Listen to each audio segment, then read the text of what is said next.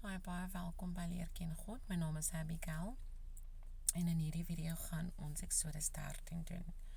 Kom ons maak ons oop toe en ons vra vir die Here om ons die woord oop te maak. God en Hemelse Vader, baie dankie vir nog 'n geleentheid om U woord beter te leer ken. Maak asseblief ons die woord oop sodat ons kan sien wat ons moet sien, hoor wat ons moet hoor en leer wat ons moet leer. Ons bid dit in Jesus Christus se naam. Amen. Okay. Exodus 13, 'n wet van die eersgeborenes.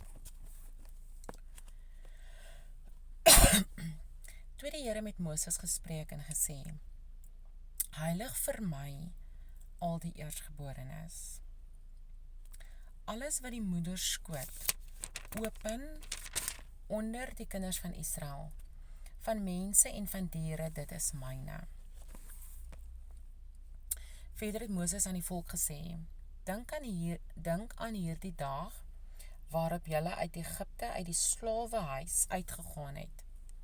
Want die Here het julle deur 'n sterke hand hiervandaan uitgelei. Daarom mag geen gesuurde brood geëet word nie. Vandag trek julle uit in die maand Abib. Don't ask me wat 'n maand dit is.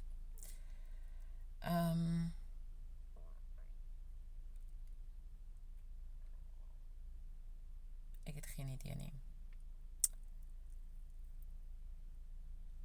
Abib. Mense moet seker maar gaan Google, nee. Vers 5. En as die Here jou bring in die land van die Kanaaniete, en Hetiete en Amorite en Hewite en Jebusiete, wat hy aan jou vaders, ek wil nie nou gaan kyk wat se maand Abib is nie, want my fokus nou is om, ek het vir myself gesê, ek wil graag die Bybel van voor tot agter lees, en die Here het vir my gesê, ek moet dit deel. So dis wat ek gaan doen. Eventually sal ek teruggaan na goedjies toe wat ek nie verstaan nie, en ek wil meer uitvind omtrent dit, en sovoorts. Okay. So Abib is definitief iets van toe ek sal terugkom dalk, as ek onthou. Vers 5.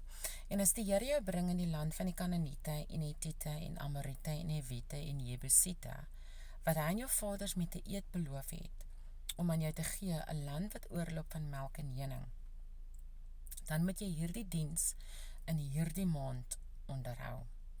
7 dae lank moet jy ongesuurde brode eet, en op die 7de dag is daar 'n fees tot eer van die Here. Ongesuurde brode moet die 7 dae geëet word. By jou mag geen gesuurde brood gesien word nie, en geen suurdeeg mag by jou in jou hele grondgebied gesien word nie. En jy met jou seun op die dag vertel en sê: Dit geskied ter wille van wat die Here aan my gedoen het, toe ek uit Egipte uitgetrek het. En dit moet vir jou as 'n teken wees op jou hand en 'n gedenkteken tussen jou oë, sodat die wet van die Here in jou mond mag wees. Want deur 'n sterke hand het die Here jou uit Egipte uitgelei. Daarom moet jy hierdie insettinge onderhou op die daarvoor bepaalde tyd van jaar tot jaar. En as die Here jou in die land van die Kanaaniete bring, soos hy aan jou en jou vaders met 'n eed beloof het, en hy dit aan jou gee, dan moet jy alles wat die moederskoot open aan die Here afgee. Ook elke eersteling, die aantal van vee wat jy sal hê wat manlik is, behoort aan die Here. Maar elke eersteling van 'n esel moet jy met 'n lam loskoop. En as jy dit nie loskoop nie, moet jy sy nek breek. Okay. Maar al die eersgeborenes van mense onder jou seuns moet jy loskoop.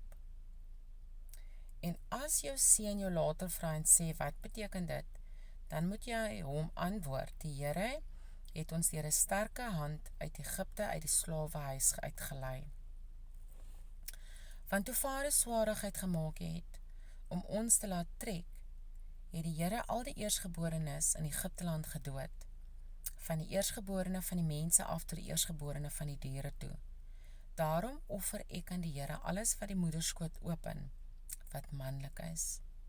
maar al die eerstgeborenes van my seuns koop ek los.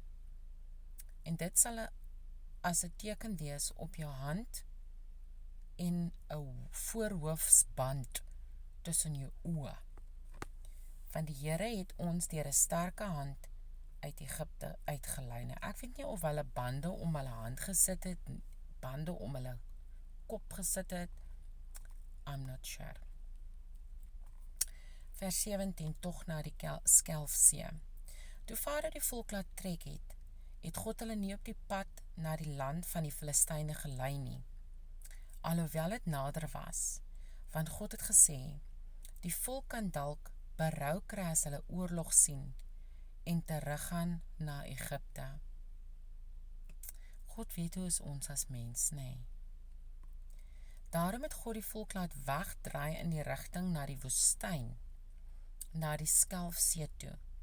En die kinders van Israel het goed gewapend uit Egipteland opgetrek. En Moses het die gebeente van Josef met hom saamgeneem.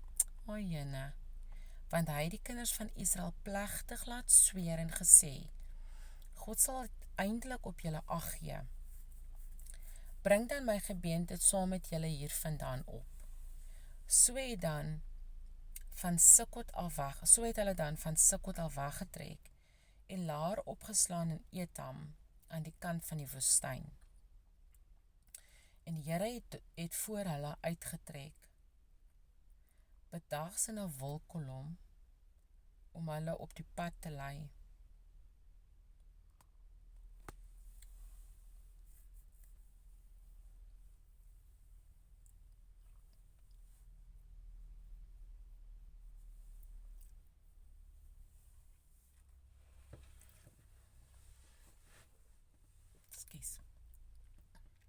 God was daar vir hulle, nee. Want dit was Jakob se afstammeling. God het mos gesê, Jakob se naam is Israel. En die feit dat God voor hulle beweeg het in 'n wolkkolom is vir my verskriklik intens. Hy kon maar net vir Moses gesê dat, weet jy wat, loop daar langs, ek sal vir jou met jou praat, soos wat hy nog heeltyd met Moses gepraat het. Maar hy het dit nie gedoen nie, hy was visible. Hy was invisible. Alle Israeliete kon hom sien. Vers 22. Die wolkkolom, vers 21, en die Here het voor hulle uitgetrek bedags in 'n wolkkolom om hulle op die pad te lei en snags in 'n vuurkolom.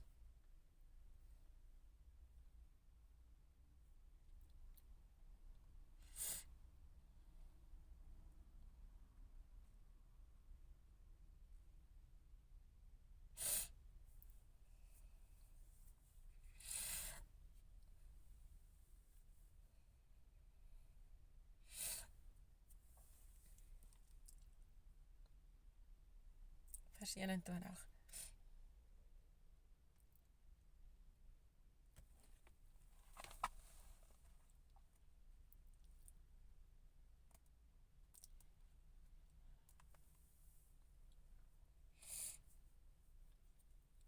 Die Here het, hy was rarig daar met die Israeliete, nee. Ekskuus. Hy was rarig daar vir die Israeliete. Vers 21. En die Here het voor hulle uitgetrek, bedags in 'n wolkkolom, om hulle op die pad te lei en snags in 'n vuurkolom, om hulle voor te lig, sodat hulle dag en nag kon trek. Die wolkkolom het nie bedags en die vuurkolom nie snags voor die volk gewyk nie. En dis die einde van Eksodus 13. Dis baie sad. Dis sad, want dis mooi. Tot die volgende keer, want hier chonk ek alweer oor die grootheid van God.